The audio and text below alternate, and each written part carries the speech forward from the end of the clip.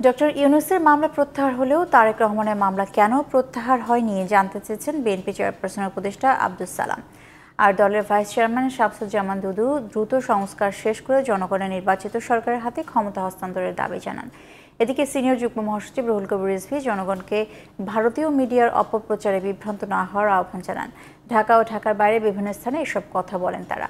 প্রতিনিধিদের সহায়তায় আরও জানাচ্ছেন জুবায়ের রহমান। রোববার দুপুরে জাতীয় প্রেস ক্লাবে বেগম খালেদা জিয়া ও তারেক রহমান সহ সব রাজনীতিবিদদের মিথ্যা মামলার প্রত্যাহার দাবিতে আলোচনা সভার প্রধান অতিথি হিসেবে বক্তব্য দেন বিএনপি চেয়ারপারসনের উপদেষ্টা আব্দুস সালাম। সে সময় সরকারকে আওয়ামী লীগের পথে না হেঁটে জিয়াউর রহমানকে অনুসরণ করার পরামর্শ দেন। এই সরকার সময় চাচ্ছে, সময় দিলে কি ফ্যাসিবাদ আরো শক্তিশালী হবে, না সময় দিলে তারা বিএনপিকে দুর্বল করবে?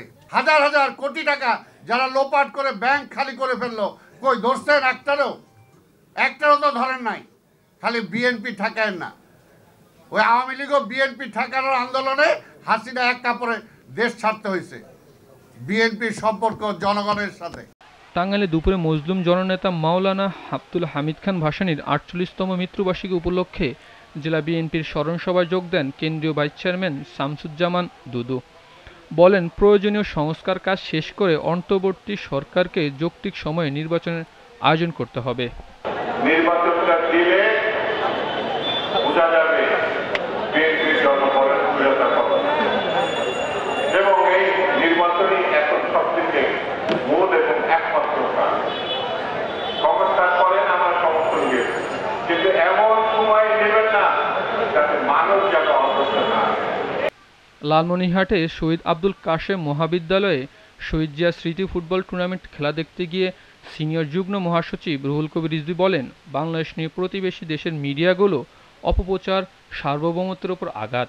পার্শ্ববর্তী দেশ ভারতে তাদের যে মিডিয়া, তাদের ইলেকট্রনিক্স মিডিয়া থেকে বাংলাদেশের বিরুদ্ধে যে ধরনের অপপ্রচার করা হচ্ছে, স্বাধীন সার্বভৌমত্বে যদি বিশ্বাস করতে বাংলাদেশ একটি স্বাধীন রাষ্ট্র, বাংলাদেশ একটি সার্বভৌম রাষ্ট্র, তার পার্শ্ববর্তী দেশ এই ধরনের অপপ্রচার করত না। এদিকে নরসিংদীতে জাতীয় বিপ্লব ও সংহতি দিবসের এক অনুষ্ঠানে জেলা বিএনপির যুগ্ম আহ্বায়ক সর্দার শাহাদাত হোসেন বুলবুল দ্রুত সময়ে সুষ্ঠু নির্বাচন দিতে সরকারকে আহ্বান জানান। ঝালকাঠিতে এক সুধী সমাবেশের বক্তৃতা করেন বিএনপির কেন্দ্রীয় ধর্ম বিষয়ক সম্পাদক রফিকুল ইসলাম জামাল। Zubair Rahman, GTV news.